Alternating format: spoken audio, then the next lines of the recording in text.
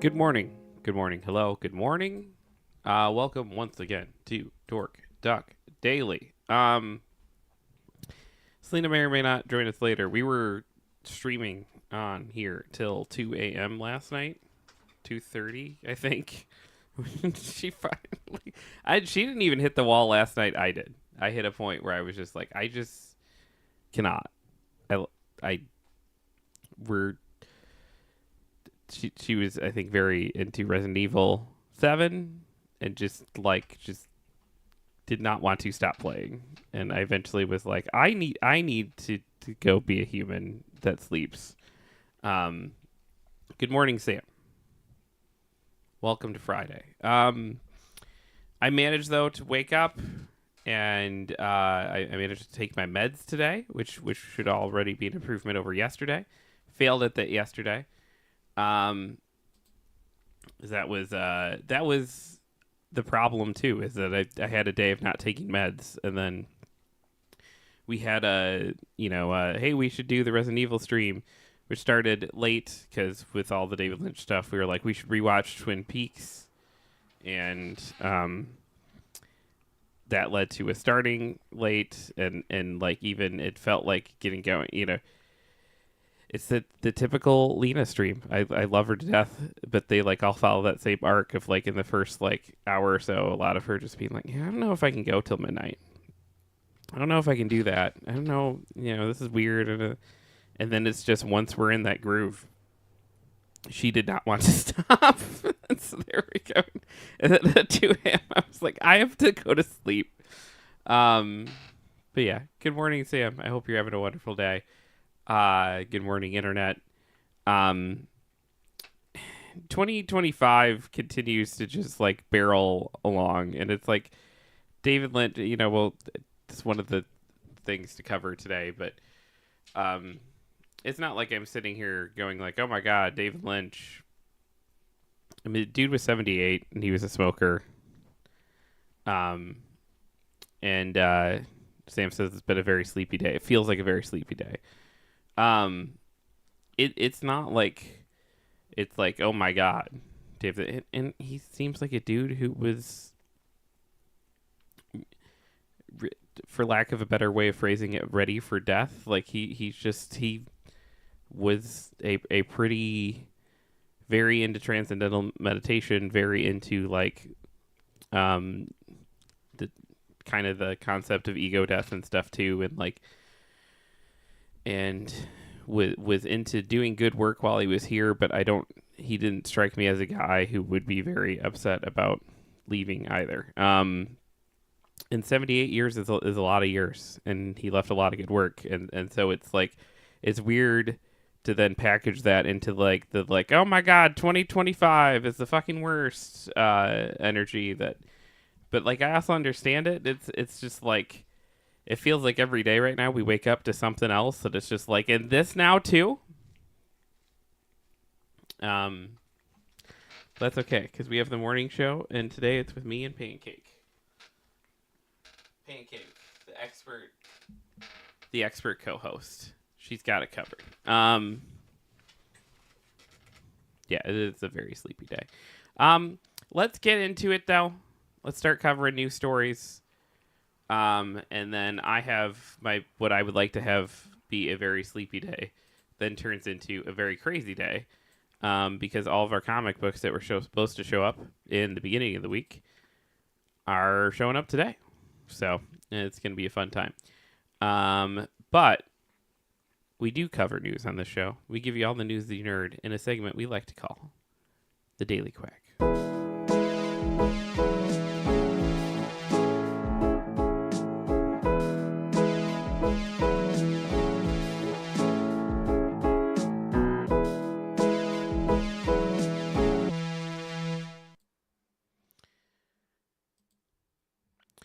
There's a VR game all the kids are playing, and they're convinced it's haunted. It's from John Walker over at Kotaku, who says there's a game that you've likely never heard of, yet it's by far one of the most popular VR games ever made. was ostensibly a simple game of multiplayer tag for pre-adolescent children is also, I've recently discovered, a wild hotbed of ludicrous in-universe conspiracies, fueling a genuine belief among its players that the game is somehow haunted. Sure. Gorilla Tag is one of the strangest games I've encountered in a very long time. This is a story that involves a microcosm of meme-based internet and somehow the very first song ever sung by a computer. For Christmas 2024, we finally succumbed and bought our 10-year-old son a MetaQuest 3S as a VR skeptic. I've always held off, but then was broken down by peer pressure by proxy. My son's close friends are all gaming together after school via the machines, and the sudden affordability of Meta's latest model, the kids' game of choice is Gorilla Tag. People, this gets weird fast. Yeah, my kids have been like pushier with VR too, and it's like, I don't know, call me an old man, but like I don't think it's good for their eyes, probably, while they're developing. But like, I'm sure people said that about my video games growing up too. But it's just, I don't know. It seems like I'd have to be like real on top of, and you can't see what they're playing either because it's like it's within. It doesn't. It's setting kids loose with VR just does not seem like a great plan. Sam says, well, your problem is getting your kid a meta device. Even if the game isn't haunted, everything they're doing is spied on. There's that layer too. Yeah.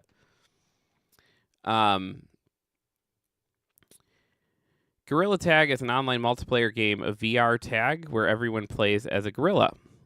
In the very genius decision, the gorillas have only arms, no legs, making sense of movement in a way so many VR games do not.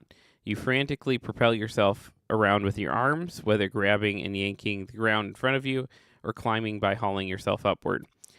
In its most popular mode, Contagion, when you get tagged, you become a lava monkey and then tag others. What's up, Mello? Last one tagged is the winner. That's how it starts and pretty much sums up how it was intended, at least to be played. But then you start hearing about the ghosts. And here's where's the sorry, trying to find. There's a shot there of Gorilla Tag. It's weird. Other Sam says, you mean I'm watched by boxers while I play Beat Saber? I feel bad for them. Well, that's always like when I was a single guy, I could think of some use cases for VR, but like now that I'm not, I'm like I don't really want or care for VR. Like that's not a thing that I'm pursuing. But it's weird that now it gets framed as like, well, it's like all the cool kids have VR, and it's just like I just don't. Beat Saber does look cool. I will say that. Beat Saber looks cool. There's a couple other things that like, but like also, I can't imagine spending more than like 5 or 10 minutes doing anything VR stuff. I could be completely wrong. I mean, like once like we can just like come home and completely unplug and like just go into the Matrix and not see, you know, our shitty like the shitty world that capitalism has brought us, and then can plug in and just escape to like oh, let me sit in my 7-wing mansion in VR. Like I could see that use case eventually. That's where we're headed. But right now, it's just I just don't understand it. Other Sam says if you work into your day, it's good cardio. Sam says, I know I'm very much on the outside, but I like seeing the world of my partner. I don't want to fully isolate in the game. I don't either. I feel like that's where we're headed. The bright side of it, Sam, being that like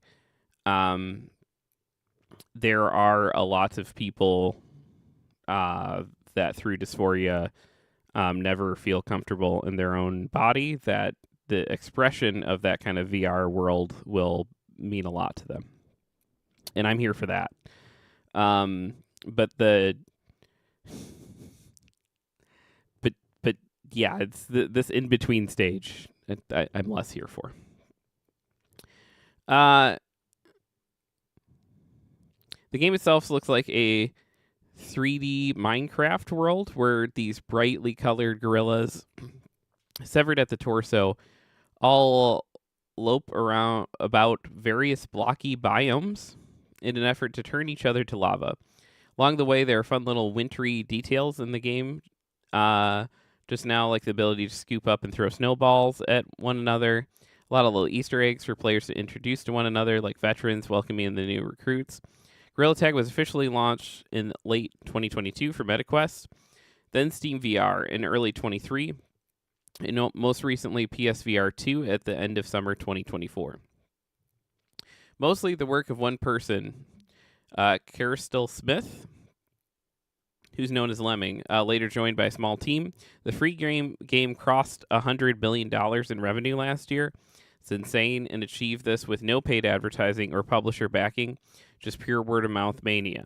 Being free to play and genuinely so, with only cosmetics costing money, means it's often the top of the most popular lists for VR platforms, and so it's a game kids often notice when they first start poking around. That is, if they haven't begged for virtual reality goggles specifically to be able to play this game. Mel says, I like the MetaQuest. Yeah, we'll get one eventually, I'm sure. Hey, your room is full of gifts? Maybe. I have no idea. There was a cat earlier. There's no cat now. Also, hello, Tatiana. At first, what we parents experienced was the hilarious sight of our son cartwheeling his arms around as he pantingly attempted to escape from taggers in what was absolutely a superb workout on top of a silly game. However, what we absolutely were not ready for was open chat with complete strangers. Thankfully, the quest lets you hear what he's hearing, and we quickly developed stringent rules that as soon as there was extensive cursing or any hint of racism or other bigotry, he needed to change server. Or just don't let... This is why I don't let my kids play... Why is that the answer? Or you just don't let kids play online with other people. Like, am I a crazy person? I don't enjoy just being like, all right, yeah, here's the internet, have fun. It was deeply demoralizing to hear the N-word so frequently from squeaky pre-adolescent voices. Of course, in addition to playing Gorilla Tag, our son was compelled to watch YouTube videos about Gorilla Tag, beginning with guides on pinch climbing and snowball-based exploits to propel oneself across the map, but the algorithm almost immediately directed him towards videos about the ghosts. So many ghosts. So let's be very clear about something. Gorilla Tag is not some sort of Poppy's Playtime adjacent horror game being marketed to children. It is from the top to bottom completely innocuous. It's perhaps because of this complete innocence that the absolute lack of any internal narrative that the game is so ripe for conspiratorial invention. A blank canvas on which rumors can be created, spread among its players, and then amplified by YouTube. And now, according to one fan-made wiki, there are over 1,000 named ghosts believed to be inside the game, each with unique characteristics and reasons to be fearful for them, and they just aren't real. However, to hear my 10-year-old playing, you would think he'd somehow gotten hold of the most terrifying piece of creepy pasta. I saw it. I'll hear him below. Guys, I saw it. Look over there. His head's on backward. This is inevitably followed by my yelling right back to stop scaring younger kids who may be playing. And note, I use my phone to see exactly what he's seen in the headset with the ulterior motive of reassuring him it's not a ghost without making him feel patronized. With so many young kids playing, and most of them so very new, it's not exactly a game possessing enough variety or inventiveness to engage long-time play for most. Any older cosmetic they've not seen before is immediately parsed as impossibly exotic and almost definitely proof of some supernatural content, let alone if they see a player glitch, lag, or suddenly vanish when the internet drops. Ghosts! As it happens, Gorilla Tag does, in fact, have one ghost. Lucy, the skeletal gorilla, was added to the game in Halloween 2022 as a joke in response to some of the among players who were convinced the game was somehow possessed. Lucy appears if players stand around at a certain position in each of the game's regions for an unspecified length of time. She then picks a player at random and runs towards them, grabbing them and lifting them in the air. And of course, this gives fuel to every. I imagine, yeah, if you're a kid and like you haven't been around the internet, I imagine that hits in a weird way of just like, holy shit. Like you're like this little kid playing this game and you're going, everyone's like, hey, there's ghosts, and then this hits, and you just don't have the discernment to go, well, this is the thing they obviously added and will happen up. And it's like, that's a weird thing. Like, it only triggers if you stand still. My son was told, in no uncertain terms by multiple random players, that Lucy only appeared if a player put their hands into a cauldron that just happens to be near the map spawn point. He then went on to immediately spread this misinformation to others. There were so many different theories as to what or who controlled Lucy, with a seemingly fervent belief that it was the role of a moderator who would join random games and punish players for imagined infractions. It is this, it seems, that creates the widespread belief that so-called mods will appear in games as ghosts or malevolent creatures and ban players for as much as a year. My friend got banned for 2 weeks by PBBV, a player insisted to our boy, naming one of the most popular but entirely non-existent ghosts believed to be in the game. PBBV, it said, emits an audio that repeats PBBV. Is that like poof? Let's go PBBV, but, and God bless them, it's good they're sticking with their classics. If you reverse this audio, it instead says PBV is watching, PBV is here. This is an absolute gibberish, but gibberish that gets passed between players as the severe truth, backed up by so many trolls who will join games and just blast the relevant tunes and phrases throughout their microphones. This latter aspect is made far easier by multiple Spotify playlists that offer ghost trolling songs anyone could ever need to scare a bunch of middle school kids. Key among these is a non-existent ghost called Daisy09. She is pink, it's believed, but can change colors as she walks, and all while amidst the song Daisy Bell as performed by an IBM 7094. I'm sure it's crazy, like the whole path now. Like, my kids brought me out a week or two ago, 3 weeks ago, a month ago. Sam says, is there some link to some of the sounds? No particular reason. He's going to go torture some players. It's crazy to me. There was, my kids brought me out like, oh, you should see this because it's music. You'll like this, Dad. It's music. And it was like a video of Markiplier playing some game. And the name sounded like Spelunky, but it was not the game Spelunky. But it was just like these like 18 dudes that you could click on and off. And they made different music things that, like, once you put them all together, they were all singing the same song, but different instrumentation, right? And you could turn them on and off. And then it broke into a dark world, and then they were all doing a dark version of it. And that was it. That was the game. And it was neat, but I was like, okay, all right.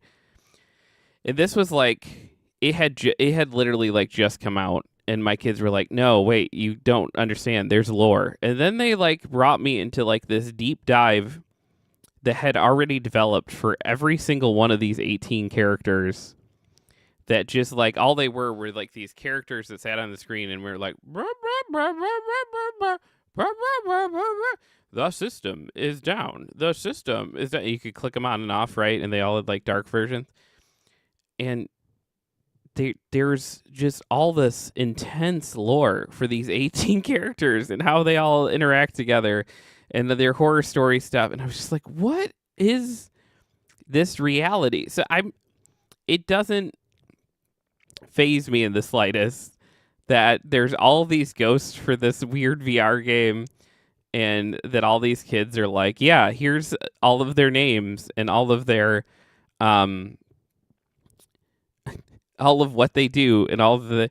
It reminds me of like the first time, like, because I grew up religious, but the first time I stumbled across someone who was like, oh, the 72 demons, and like could name like all the demons and all the angels, and they just like knew that lore, like all the just like the encyclopedia level of like religious hierarchy and stuff. It's crazy. And when I was a kid, we did this, but like with like Power Rangers and Star Wars, and like we go by the Star Wars encyclopedia books so that we could know, every single person in Mos Eisley that the camera passed for like 2 seconds and what their deal was. But these kids don't do it with that, but they do it with all of these like disparate little games. It's fascinating. I'm curious and excited to see what culture they create once they are in the driver's seat, because it's gonna get weird. OnlyFans model explains calculus and machine learning on Pornhub because it pays better than YouTube. This is from Jody McGregor over at PC Gamer, who says, Zara Dar is an engineer who dropped out of a PhD program to become an OnlyFans model and content creator. Her channels on both YouTube and Pornhub often share the same videos, math concept explainers that teach you what a neural network is or where the concept of pi came from, and which just happened to be delivered by an attractive woman with a low-cut top. As Dar explained on LinkedIn via 404 Media, the same video will earn her $340 per million views on YouTube and $1,000 per million views on Pornhub. Admittedly, her videos get more views on YouTube because I imagine there are less people going to Pornhub to find out what integrals are. But there's a surprising amount of non-pornographic stuff on Pornhub, including loads of Minecraft Let's Play videos. Comedian Ryan Creamer has a whole channel of wholesome videos that just happen to have suggestive titles. Sam says horny math is not on my bingo board for morning news. Yeah, it's I take them as I get them. Yes, Ryan Creamer. I did read that name correctly. Other Sam. Dar told 404 Media that she's not entirely sure why her videos are doing so well on Pornhub, but it could be because my Safe for Work videos stand out against the typical NSFW content on the platform. That contrast may make them more intriguing or refreshing to viewers, but that's just my speculation. After posting an explanation of her business model to LinkedIn, which briefly went viral, Dar's account on the website, where the business bros go to explain how great it is to ignore your family in favor of being a workaholic, was banned. I was engaging professionally, she said, but LinkedIn's strict handling of this situation feels counterproductive to its purpose. But yeah, there you go. I do think it's interesting information that YouTube pays out $340 per million views, whereas Pornhub is paying out $1,000 per million views, which would mean that the eyeballs on Pornhub are more valuable. But that could just be the pie itself and how it gets split up. I would like to see someone who like really knows what they're doing to break down that math and see why. I know we all want to instantly jump to the conclusion after it's like, haha, porn math, because horny math is funny. But like, where are our Hawk 2-onomics people? We need to bring them in to break this down. Other Sam says, yes, definitely, because it's different. Totally not because people are gooning pretending to be in math class. Yeah, I would like to see someone break this down, because like the instant thing is like, oh man, YouTube is ripping people off, but there could be the answer here, which is more along the lines of, um, yeah, there's something going on with like just the pool of people and like how much advertising and everything else. PlayStation cancels 2 games, including a live service God of War. This is from George Yang at GameSpot. I found this story last night, and it made me angry. And Selena was like, it's like 3 a.m., and we streamed to like 2:30. We need to go to bed. And I was like, I'm angry. And she was like, okay, but we need to go to bed. PlayStation has canceled 2 live service games, and one of them was reportedly based in the God of War universe. In a statement to Bloomberg, Sony confirmed the cancellation of 2 live service games, one from Bend Studio and another from Blue Point Games. The one that Blue Point Games was working on was reportedly a live service God of War game. I fucking cannot believe that every single PlayStation thing that we've watched for like the last of like, oh, they're announcing their new games. Oh, they're announcing their new games. Oh, they're announcing their new games. Every single one of them that I've watched for the last like 5 years, I've gone, hey, we don't know what Blue Point's working on. They made the Shadows of Colossus remake, and it was great. Then they made the Demon Souls remake, and it was great. We don't know what they're working on. They have to be they're doing Bloodborne. It makes so much sense. Why wouldn't that team be doing something like Bloodborne? If not that, they're working on some other huge legacy PlayStation game and bringing it to the PS5 and like this like beautiful package. Like, that's what's happening. And I've said that every single time. Like, we'll get some sort of announcement. We don't know what Blue Point's working on. We'll get some other announcement. We don't know what Blue Point's working on. This whole time, they've been doing a God of War live service game that nobody wants. No one would ever. Why would anyone want?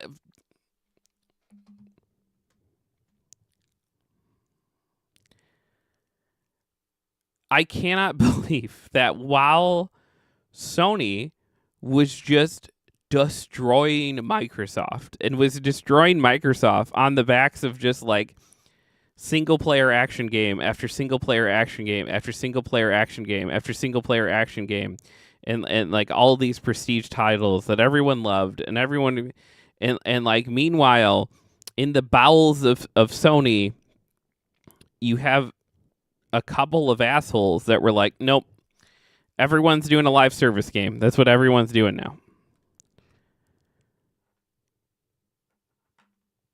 Naughty Dog, you're doing a live service game.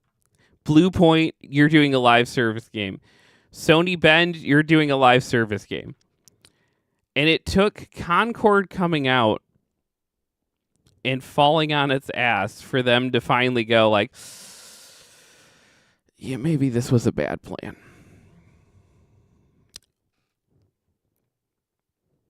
Yes, Mello. Lena is asleep. Probably not now that I screamed, but she is sleeping. We were streaming here till 3 a.m. last night. Sony also confirmed that while the studios won't be shutting down, it wouldn't confirm whether these cancellations will result in layoffs. They better as fuck not. It's not these people's fault that you took like these amazing award-winning teams and put them on games that like the market doesn't want. Jesus. However, Sony is working with the studios to determine the next projects. Last year, Bend Studio confirmed it was working on new IP, but it's unclear whether it's the new, now canceled project.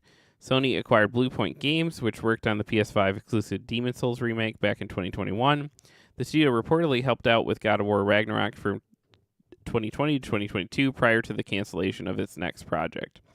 PlayStation's live service initiative has so far produced mixed results. while Helldivers 2 experienced massive success and won awards. Yeah, until you did the stupid Force Stein-on thing. Concord was a monumental failure, ultimately culminating in its permanent shutdown and the closure of developer Firewalk Studios.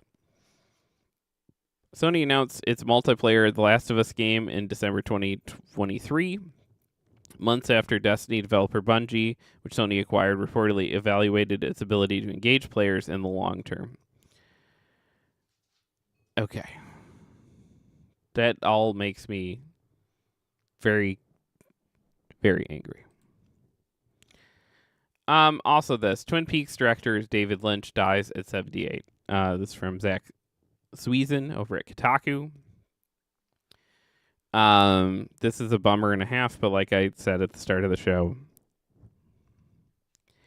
he does seem like a guy who greets death easily than others, but still, I always was kind of hoping he'd get one more movie out. Famous writer-director David Lynch, who is behind iconic and influential movies and shows like Blue Velvet, Mulholland Drive, and Twin Peaks, has died. The director was 78.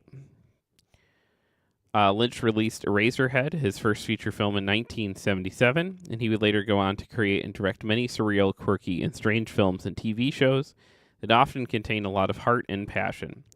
Perhaps the project he is best known for today is the bizarre and beloved mystery show Twin Peaks. The show debuted in the 90s to a broadcast audience that maybe wasn't really prepared for something that radical. He would later return to the series in 2017 for critically acclaimed third season. However, at the time of his passing, Lynch hadn't directed a feature film in nearly 20 years. His last feature film, Inland Empire, starring Laura Dern, was released in 2006. In 2024, David Lynch revealed that he had been diagnosed with emphysema, a lung disease that causes shortness of breath. Lynch's family has not confirmed how the director died. Yeah, the man loves cigarettes. He was a big into smoking. Mello says Bob Uecker died too. Yeah, this sucks too. It's rough though, because it's like when people like live that long and then pass, it's just kind of like, of course, Bob Uecker's 90. And David Lynch, 78, smoker. It's like, it's not, these things are not exactly surprises, and these guys live good lives, but like, it also still is just like, just gonna happen. It's so funny. I remember being a kid, and I remember one of the things is like, it's gonna be so weird. Sometime I'm gonna have to read about Bill Cosby dying, and that's gonna be so weird and so surreal. And then now it's like, it was so much worse than that, man. It was just weird because, like, as a kid who loves stand up, like the Bill Cosby stand up records and stand up specials were like some of the few you could kind of like get away with in an evangelical house, like watching and listening to and stuff, and was just always like, fucking Bill Cosby, yeah.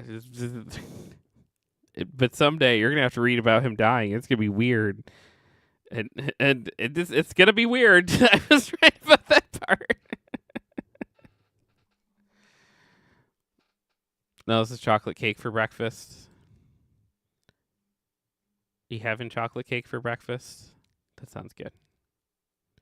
I had a Snickers bar because one of our customers, whenever they do those things at like gas stations or like dollar stores where it's like, hey, we're competing, who can sell the most, like whatever. And whenever he's like slightly into the girls working there, oh, it's a Bill Cosby routine. I don't remember that one, but I remember the Noah one a lot and the football one, because the football one is the one that like Carlos Mencia stole and used as his own. Which everyone was mad at Carlos Mencia at the time, and now I'm sure people are like, to think that's fine.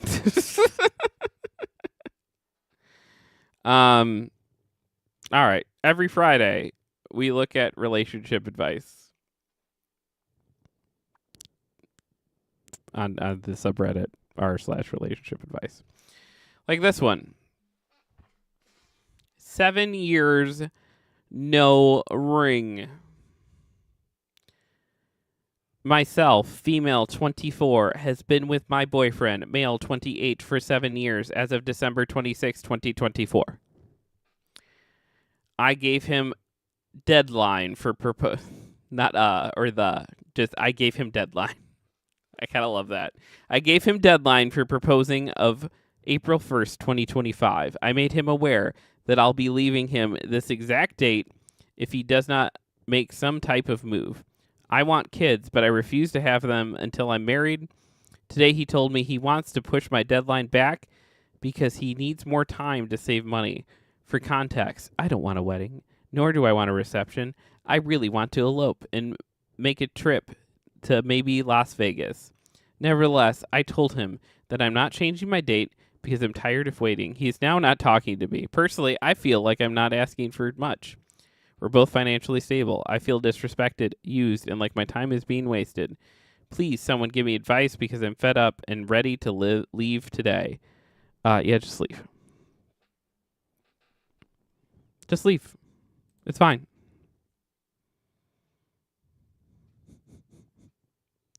Oh, someone pointed out April Fool's Day is probably not the best choice. So I didn't even think of that.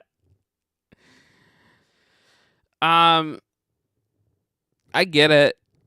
I mean, you've been together for 7 years. I think it's fair to be like, hey, I mean, it's Reddit, so I'm looking at the comments, and there's some people that are like, nothing makes for healthy marriage like being forced into it. I'm sure this will end well. Some people need a little push sometimes. I think it's okay to be like, hey, we've been together for 7 years, and I think I've been under the impression that this is heading somewhere, and you haven't been leading it there. So, like, what we're gonna do is I'm gonna set a date, and if we, you don't even have to make it an ultimatum like this. You could just be like, hey, I'm gonna set a date. If we're not married by this time, or like moving in that direction, I'm going to assume that like that is you telling me that that's not a thing that you want. And I think that's fine. I think that's an okay thing to do because it's like sometimes people just need a little bit of a push. You don't want to give so much a push that you end up marrying someone that doesn't want to marry you. Because that's not good. But like, I don't know. It's.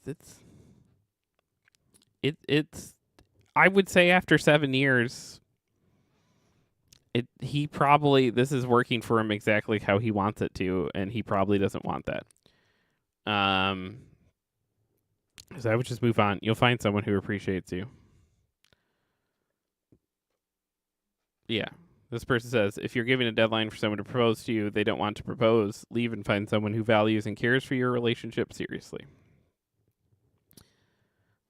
I would agree. Am I stupid for not wanting to share meals? My boyfriend, 25-year-old male, and I, 30-year-old female, just moved in together after nearly 4 years of dating. One of my greatest reservations about moving in together is the combining of meals and the extra work that will go into it. Over the last couple of months, we tried to sit down and detail a 4-week meal plan that would cover lunches and dinner. Okay. Which didn't go especially well as we both had our own ideas about what should be made and when. Of course you did.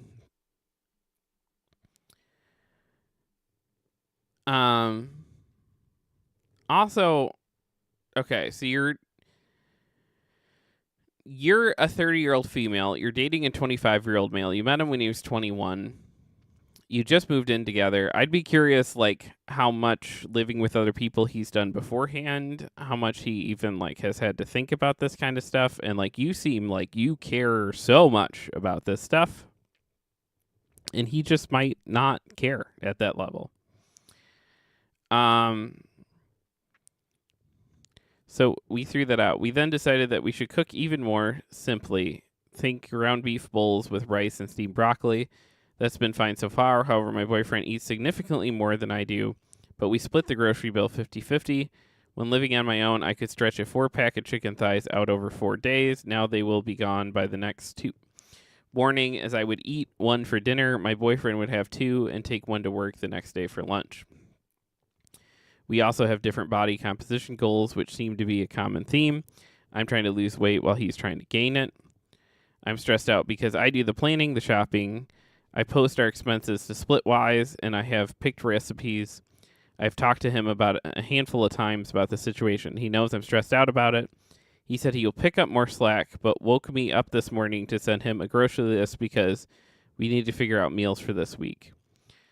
I feel angry and hurt and stuck in a shitty cycle after only living together for a couple of months. I can't find much on other subs about folks not sharing meal planning with one another. No, because that is how you save money. You just have to be able to communicate this stuff.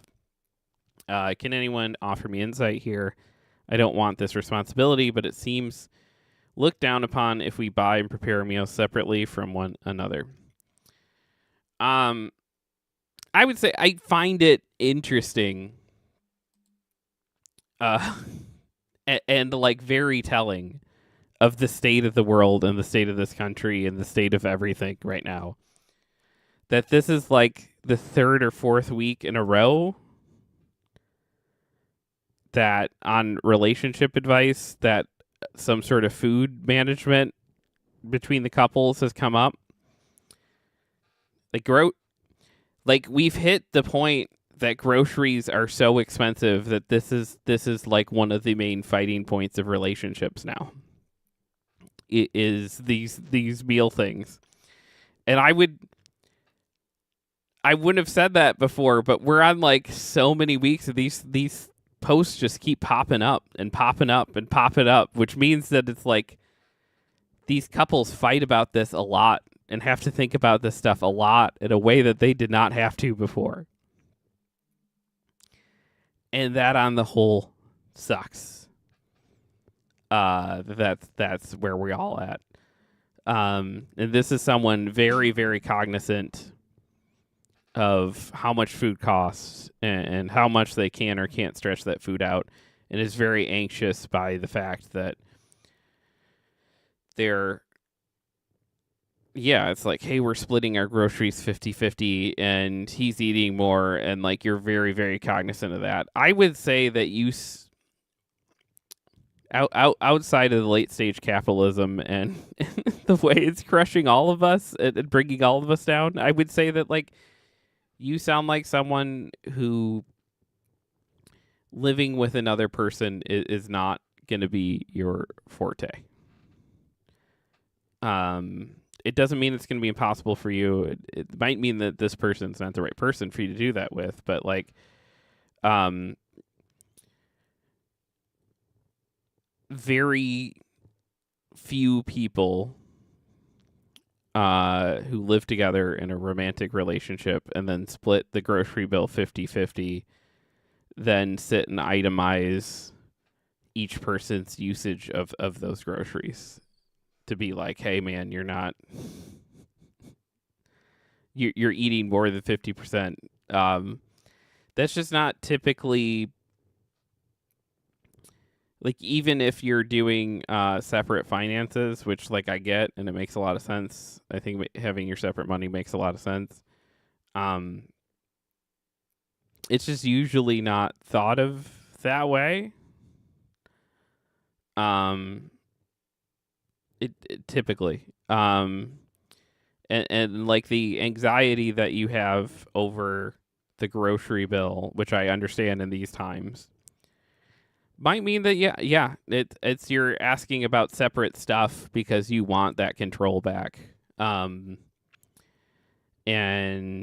and you're saying that's frowned upon, because it's going to be very. I'm not saying it's an impossible way to live life, but like living a life where you live with a partner and then come home and you have your own groceries, and that partner's not allowed to touch your groceries and you're not allowed to touch theirs. It is could be something that works for you guys. It is very atypical though. And usually you have more of a household type idea where nobody is like really everyone loves differently. Everyone like feels differently about people and everything else. I would say that it's typically in relationships at work, there's a lot of each partner kind of looking to make sure that the other person has enough, not looking to make sure the other hasn't taken too much. It's a very I don't know that when I read this that you guys are really set up for success and should be maybe living together. It does sound like it's uneven workload. I'm stressed out because I do the planning, the shopping, I post our expenses splitwise, and I've picked recipes. Because you care about this an insane amount. And he's probably just like, why are we thinking about food this much?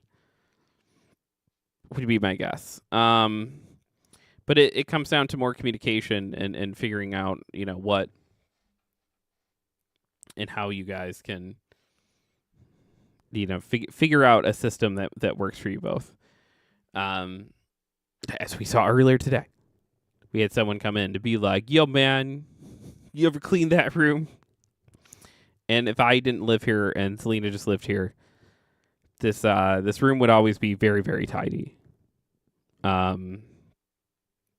Now there would be 1,000 stuffed animals everywhere, and it would be untidy in a much different way. But like, it is very easy for us to get into a problem-ish situation where she feels like she's doing all the cleaning and all the stuff because she sees the stuff before I do, and sees the mess before I do. Because my eyes just honestly. I look around, I don't see mess. I look around and go, shit, I got to edit that YouTube video, and I got to do this, and I got to do this, and I got to do that thing, and I got to do that. And my brain is very internal. It's not on all this stuff. And I don't care about this stuff, and I would live I would be a 100% hoarder if it was socially tolerated. There's that like thin veil of just like, hey, bud, you've got kids and a partner and everything else, and so you can't live that way. But I 100% would live that way. It's just like, I'm not saying it's good. It's just like what my brain focuses on, and like what my brain wants to achieve. And it's like usually not, oh man, I need to clean this stuff. It's like, man, I need to get this thing done, this thing done, this thing done, this thing done. That I do care about. And that is not a fair thing to do as a partner.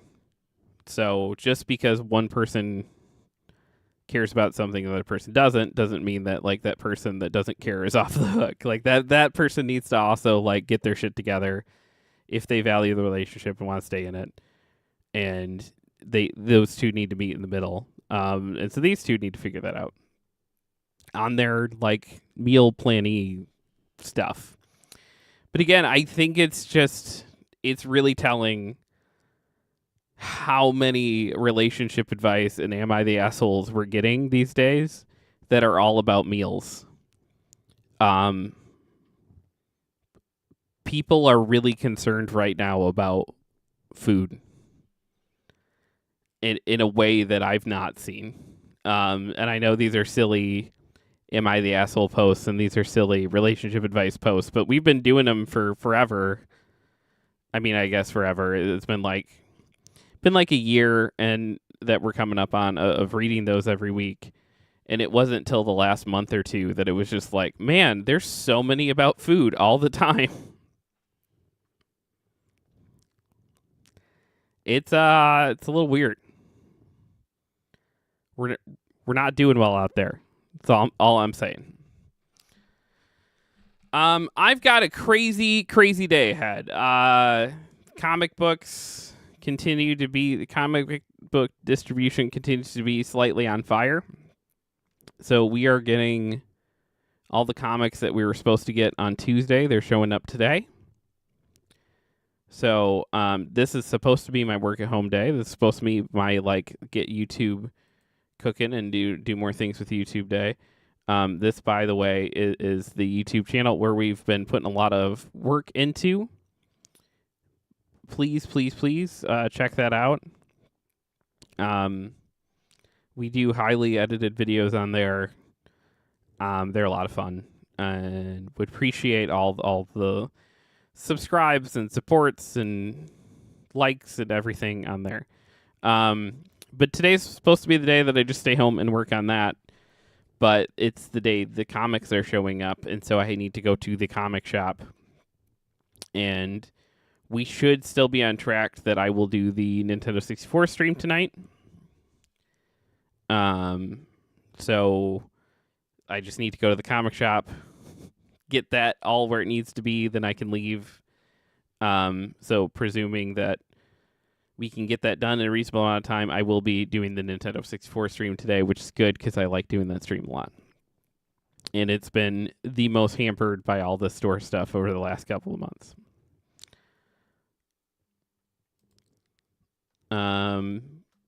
We do have little raid messages. They look like this. Boom and boom. Feel free to spam those as we go. We're going to go bug Shiki, I'm pretty sure. She is on.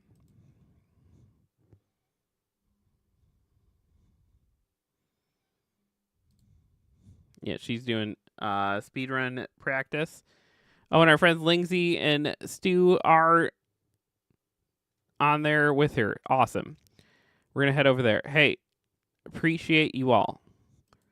Be honest, be kind, be useful,